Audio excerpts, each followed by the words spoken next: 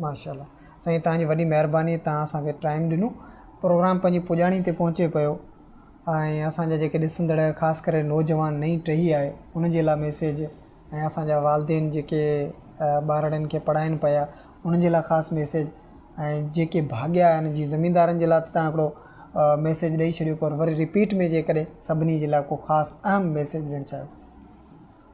साईं मुंहिंजी गुज़ारिश मुख़्तसर इहा ई हूंदी त असांजा जेके दोस्त आहिनि अहबाब आहिनि उन जो फोकस करणु खपे पंहिंजे औलाद खे तालीम जो जी चाहे जो पंहिंजे पाण खे हू गिरवी रखनि पर तालीम इंतिहाई ज़रूरी आहे पंहिंजे औलाद खे ऐं उन सां गॾोगॾु तरबियत बि सही तालीम ई असीं ॾिराईंदासीं जेको असांखे शौर मिलंदो असांखे ॼाण मिलंदी ऐं असीं सही सिमत ते हली सघंदासीं।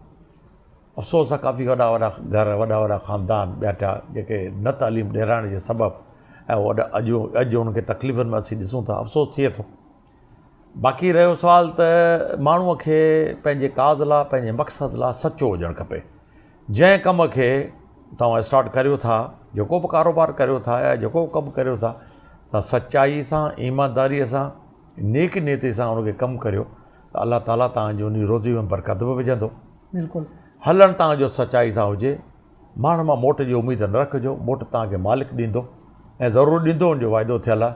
असांजो कमु आहे त असीं उनजे मख़लूक जी जेतिरे हदि मुमकिन ताईं नेक नीति सां ख़िदमत करियूं। वक़्तु ॾाढो ॾुखियो आहे सफ़रु अड़ांगो आहे ऐं इन में पंहिंजो पाण खे बचाए हलणु बि ॾाढो ॾुखियो आहे ऐं सिर्फ़ु ख़ुदा जो ख़ौफ़ दिलि में रखो ऐं उन ते ई जेको आहे सो पंहिंजी ख़िदमत खे पंहिंजे कम खे जान खे उनखे हलायो।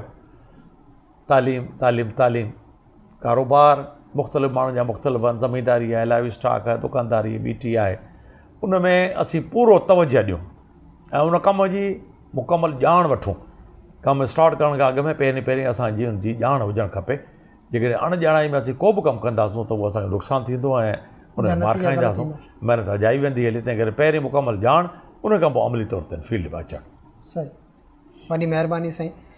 नादरीन इन सां अॼोको प्रोग्राम पढ़ंदी सिंध त वधंदी सिंध पंहिंजी पुॼाणी ते पहुचे थो। पंहिंजे मेज़बान राहिब चांडियो खे ॾींदा इजाज़त। अलाह ॾे।